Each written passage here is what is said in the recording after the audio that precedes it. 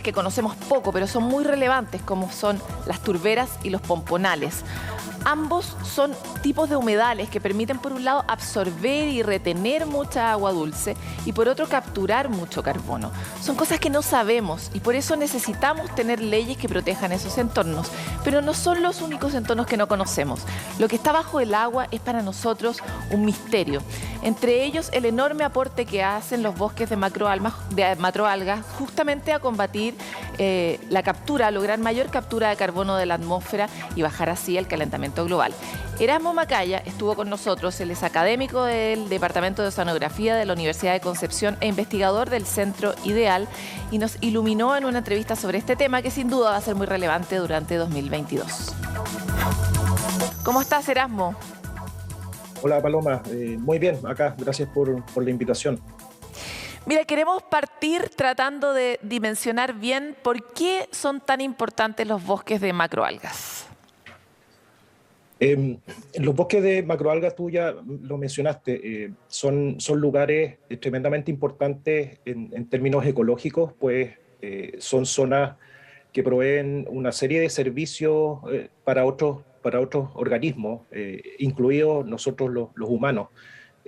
Son una fuente de alimento para muchos organismos, atenúan el efecto del oleaje y de las corrientes, por lo tanto, dentro de los bosques se generan ambientes propicios para que muchos organismos, por ejemplo, se puedan reproducir, para muchos organismos puedan dejar sus huevos. Muchas especies de importancia comercial, jaivas, por mencionar algunas, se reproducen en esos lugares. Por lo tanto, son tremendamente importantes en términos ecológicos, además de generar oxígeno, porque son organismos fotosintetizadores, igual que las plantas terrestres. Pueden absorber también CO2. Ahora, en un contexto de cambio climático, eso también es bastante relevante. Eso por un lado, y por otro lado, además, son utilizados comercialmente, por ende generan dinero y sustento para muchas personas. Son utilizados en la alimentación, no tanto en Chile, sino que en otros países, y sus productos tienen algunos productos internos en sus paredes celulares que se utilizan en forma comercial en la industria cosmética, en la industria farmacéutica, en la industria textil. Por lo tanto, son extremadamente relevantes. Ahora, tú acabas de plantear justamente la paradoja de estos bosques, ¿verdad? Por un lado son cobijo, entregan oxígeno de nuestra especie, de todas las especies que están en el mar, permiten que se reproduzcan, etcétera. Pero por otro son explotados y esto ha ido en aumento de forma dramática. ¿Cómo uno combina esos dos escenarios? O no sé si tal vez conoces algún tipo de experiencia que dé cuenta de cómo uno puede encontrar un equilibrio justo entre cuidar lo que se necesita y explotar lo que se necesita en términos humanos. Sí, bueno, Chile es un buen, no sé si llamarle buen ejemplo, sino que es un ejemplo en términos de los niveles de extracción que tenemos de nuestros bosques. En las estadísticas pesqueras a nivel mundial, Chile aparece entre los primeros países exportadores de algas, particularmente aquellas que forman bosques submarinos. Los porcentajes y los niveles de extracción son altísimos. Y si tú comparas esos mismos valores con valores que presentan países asiáticos, por ejemplo, los niveles de extracción son casi muy similares. Estamos también a la par con la misma producción que generan países asiáticos como Corea, como China o Japón. Sin embargo, la gran diferencia es que en esos países, en países asiáticos principalmente, toda la biomasa o el 99% de la biomasa que se exporta se hace a través de cultivos. Por otro lado, además, gran parte de esa biomasa en países asiáticos va también al consumo humano, va a la alimentación. ¿Cuál es la diferencia en Chile? En Chile lo que hacemos es extraer gran parte de nuestros bosques submarinos, secar esa biomasa y exportarla. De hecho, la exportamos principalmente a países asiáticos para que ellos puedan obtener estos productos que se utilizan en diferentes industrias cosméticas, alimenticias y textiles. Entonces, si bien tenemos los mismos niveles de extracción, la diferencia es que nosotros lo hacemos desde las praderas naturales. En Chile no existe el cultivo masivo de especies de algas que forman bosques submarinos. Entonces ahí estamos en un gran problema. Entonces, por un lado, lo que tenemos que ir es apuntar al desarrollo precisamente de mayores cultivos de estas especies, porque la necesidad está. O sea, hay gente que necesita esta materia para el sustento, se necesita también porque la demanda mundial de estos productos, este producto se llama alginato, que es una especie de gel. La demanda cada año va aumentando, por lo tanto, cada año se van sacando más algas para producir ese alginato, y el alginato que viene de las algas de Chile es particularmente muy bueno porque por nuestras características oceanográficas, con alta cantidad de nutrientes, bajas temperaturas, y eso hace que el producto de nuestras algas que forman bosques sea muy bueno, por lo tanto hay una alta demanda por eso.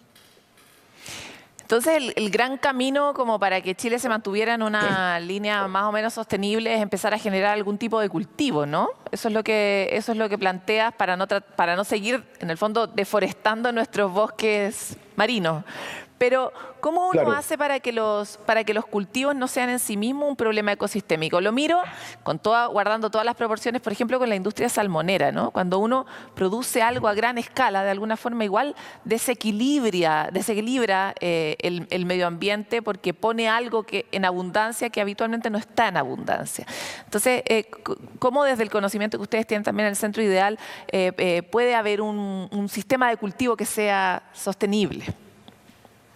Sí, ahora, bueno, el cultivo es una de las vías. En realidad yo creo que en Chile estamos en un camino inicial en términos de que se requieren varias líneas de acción, en realidad, para enfrentar el problema de la sobreexplotación de nuestros recursos marinos y particularmente las algas.